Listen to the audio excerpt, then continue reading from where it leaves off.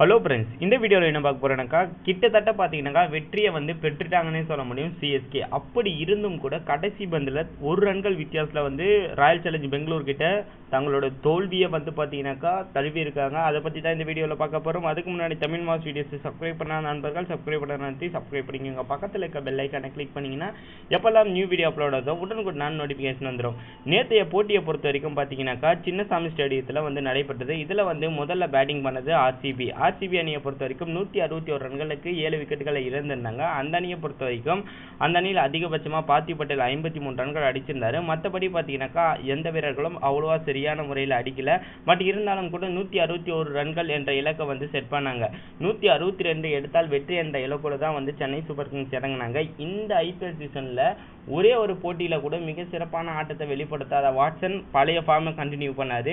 முதல் ஓவரே வந்து ஸ்டெயின் அவர்கள் வந்து மிகப்பெரிய ஒரு அதிர்ச்சியை வந்து சென்னை சூப்பர் கிங்ஸுக்கு கொடுத்தாரு. முதல் விக்கெட்டை பொறுத்த வரைக்கும் வாட்சனை எடுத்திருந்தாரு. அதுக்கப்புறமா தான் மிகப்பெரிய ஒரு தலைவலின்னு சொல்ல முடியும்.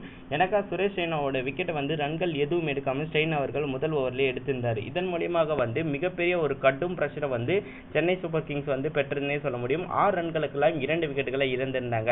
இந்த நேரத்தில் வந்து பாப் டூப்ளசஸ் 17 ரன்கள் இந்த சென்னை சூப்பர் கிங்ஸோட ஸ்கோராக இருக்கும்போது அவர் விக்கெட் ஆகிட்டு இருந்தார்.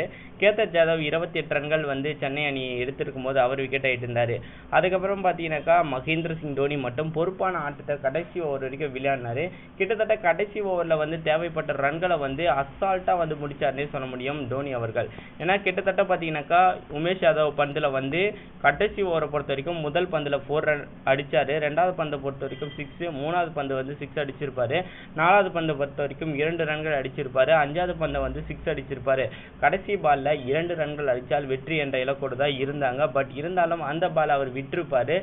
இப்போ பார்த்தீங்கன்னா தீபக் சகார் வந்து அந்த எண்ட்லேருந்து இந்த எண்டுக்கு வரத்துக்கெல்லாம் பார்த்திவ் பட்டேல் வந்து அந்த பாலை ஸ்டெம்பில் அடித்து ரன் அவுட் பண்ணியிருப்பாரு. 1 ரன்கள் வித்தியாசத்தில் வந்து மிகப்பெரிய ஒரு ட்ரில்லான ஒரு வெற்றியை வந்து பார்த்தீங்கன்னாக்கா பெங்களூர் வந்து பெற்றிருக்குன்னே சொல்ல முடியும். கிட்டத்தட்ட வந்து இந்த போட்டியை சென்னை அணி தான் வெற்றி பெற்ற மாதிரி சமம். பட் இருந்தாலும் தோனியோடைய ஆட்டம் வீணானது ரொம்பவே வந்து கஷ்டத்தை கொடுத்துருக்கும். எனக்கா 48 பந்தில் 84 ரன்கள் அடிச்சிருந்தாரு. முதல் டாப் ஆர்டர் பேட்ஸ்மேன்கள் எல்லாமே சொதப்பினாலும் கூட இந்த ஸ்கோரை மிக சிறப்பாக எடுத்துட்டு வந்தார்.